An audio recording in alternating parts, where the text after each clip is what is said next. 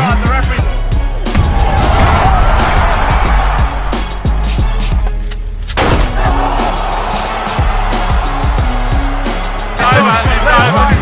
They're gonna stop this. They're gonna stop it.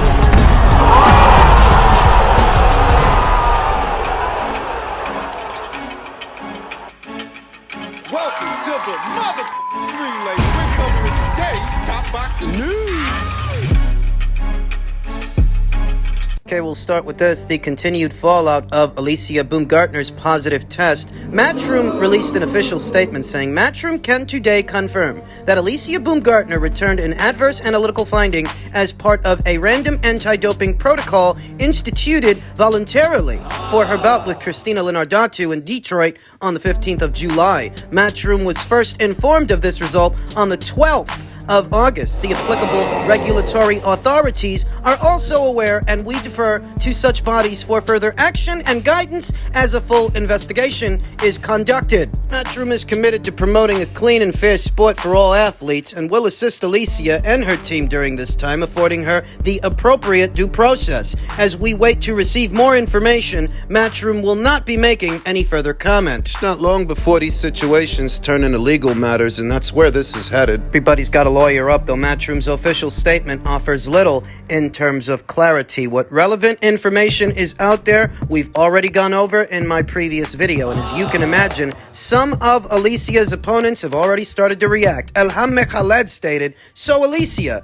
was it your menstruation during our fight?" Hashtag doped. Hashtag cheater. It's important to note that Alicia Baumgardner did not fail any anti-doping tests for what was the Elham Mekhaled fight. What we're hearing now is in reference to testing ahead of the Christina Linardatu fight. These are the implications. This is what happens. People start to ask themselves, was she on anything when I fought her? Won't be long now before Michaela Mayer says something about it. First reactions to this devastating news. Rob Tebbett of ID Boxing said, boxer tests positive isn't really a story nowadays. Boxer tests positive and fights anyway because the results took a month to come back is a pretty depressing story. Same shit, different day in boxing. Relevant particulars to the story is that the anti-doping tests conducted for this fight were not conducted by, say, UCAD or VADA, the two more popular anti-doping agencies we hear about in the sport of boxing. Usually, when you're talking about anti-doping agencies in the sport, those are the two you hear about the most. But the testing for this fight,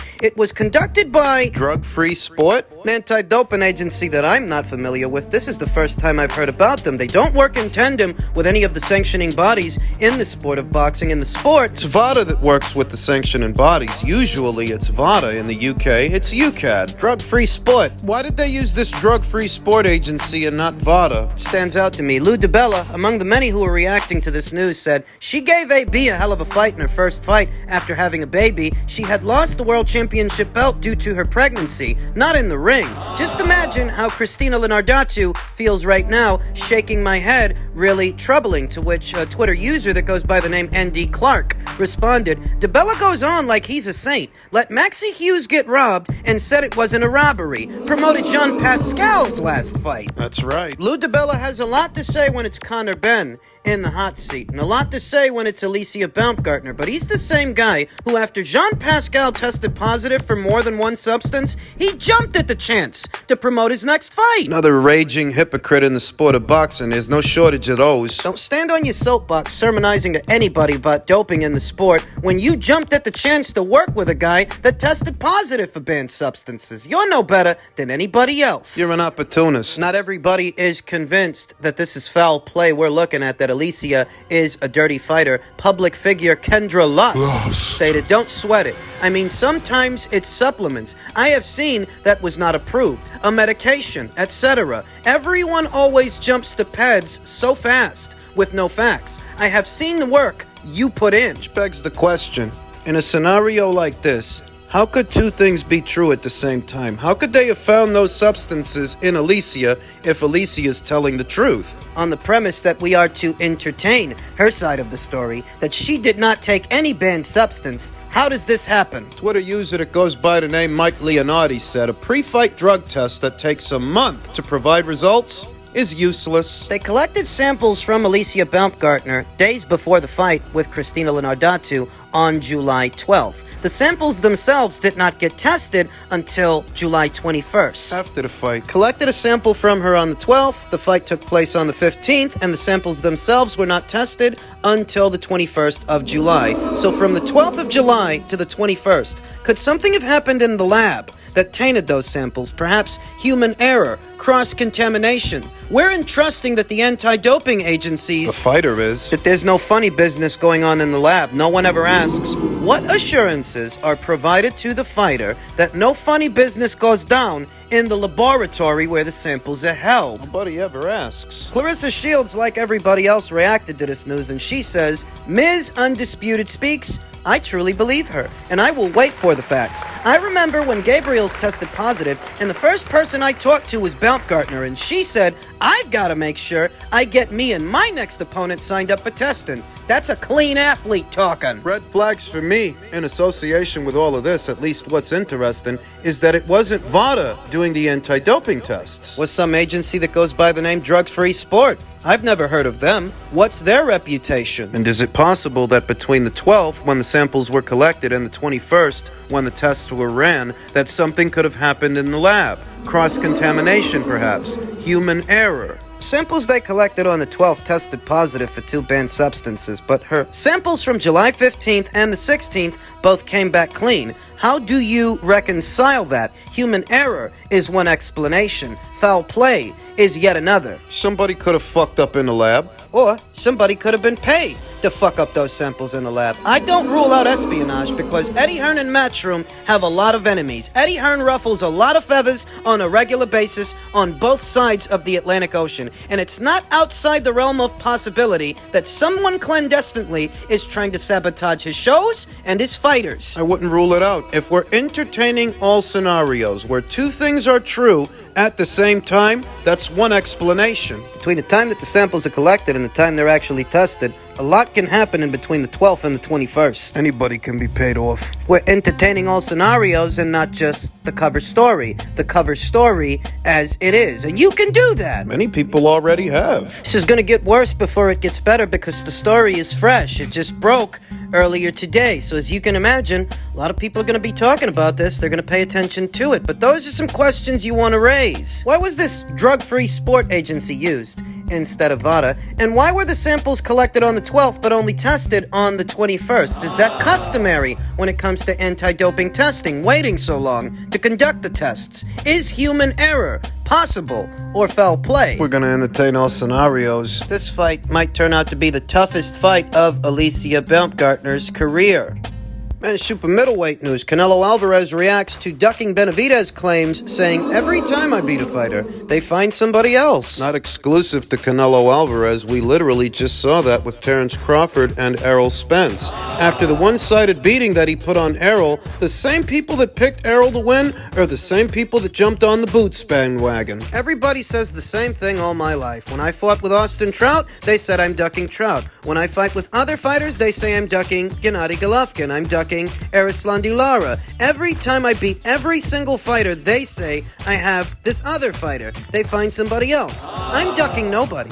I've been in this position a lot of times. I just do the fights that are the best for the fans, Canelo told The Breakfast Club. When pressed to answer on whether or not Benavidez will be an opponent in the 3-fight PBC deal, Canelo was non-committal. I don't know. We don't know that. We're 100% focused on this fight, and we'll see. Though, if history is any indicator of things to come, Canelo Alvarez, sooner or later, always gives the fans what they want. They wanted him to fight Trout, so he fought him. They wanted him to fight Lara. He fought him. Then it was Cotto. Oh, ye of little faith. There was a time when I was just as critical of Canelo Alvarez as everyone else, and then I took a look around and realized that Canelo was working harder than everybody else. Working harder than Jamal, working harder than Jermell, working harder than Demetrius. And David. Do you realize that Canelo Alvarez has fought both Erislandy Lara and Daniel Jacobs? 2 guys that Jermall Charlo never fought. 2 guys that Demetrius Andrade never fought, but it's Canelo that's got to keep jumping through hoops. To remember that Charlo versus Jacobs was a conversation once, but the fight never happened. Charlo versus Andrade, that was a conversation once too, but that never happened. And it's Canelo's feet we're going to hold to the fire? The guy who regularly fights in fights that people want to see. Consider that David Benavidez has been campaigning as a super middleweight for a very long time. Do you realize that the first time he won the WBC title was in 2017? That was 6 years ago. 6 years from having won the WBC title for the first time, this man has not participated in a single unification match. I mean, he held the title there before Canelo moving up was even a conversation. What has he been doing for the last 6 years? Stuff like this is why so many people stand on Canelo Alvarez's side, because he's gone above and beyond what these guys are already doing, and he does that on a regular basis. You want him to jump through hoops, you have all these expectations for him, but none for them? You're a hypocrite. Just so happens that the names of Jamal and Jermell are two of the names they've been hounding Canelo Alvarez with for the last 3 or 4 years, saying that he's avoiding slick black fighters. Well, he's about to fight one. Being honest with you, Canelo's fought more slick black fighters than Jermall Charlo, than Jermell Charlo, than Demetrius Andrade. He fought Trout when Trout was an unbeaten fighter. He fought Lara when Lara was a force at 154. He fought Daniel Jacobs at 160 and Caleb Plant at 168.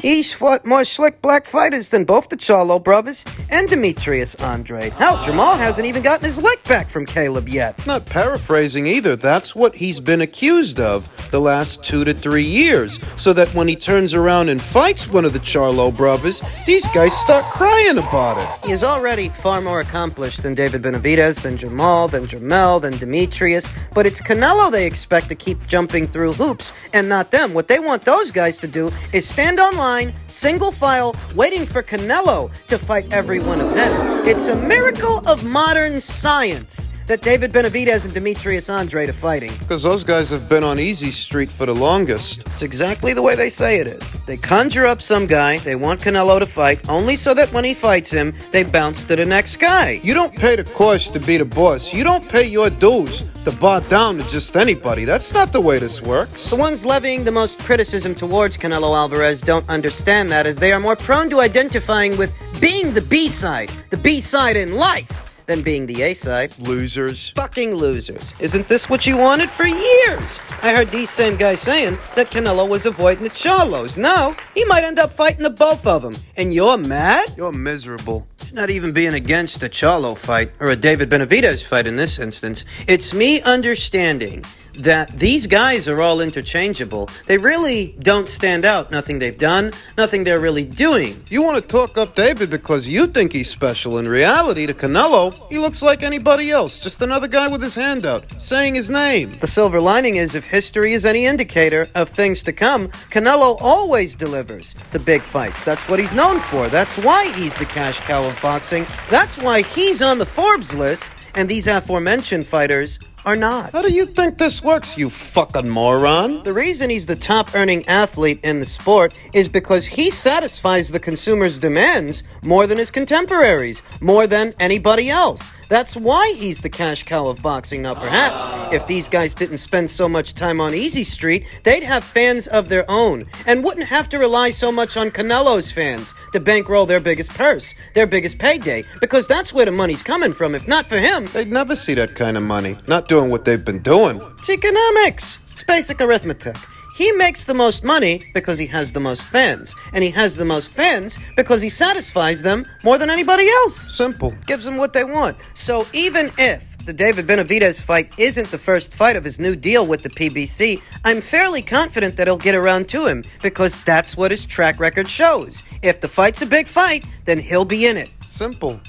Just in keeping with the theme of all things Canelo Alvarez, Jermell Charlo has revealed his plan to beat him, what it relies upon, the jab and lateral movement. Not saying that's not the right plan of action, it is. But there is the strategy, and then there's being able to execute it. I know the jab has got to be active, and lateral movement has really got to be active as well, so we can't just sit there and take shots either, said Jermell Charlo to Showtime Boxing on what he must do to defeat Canelo Alvarez on September 30th. It's about being smart in there. Using my IQ will definitely put this fight in my hands. I don't need to trash talk. I wish I had never presented such a negative, bad energy, but this is just who I am, so I will give you what this is. If you piss me off, I will give you what you want, what you asked for.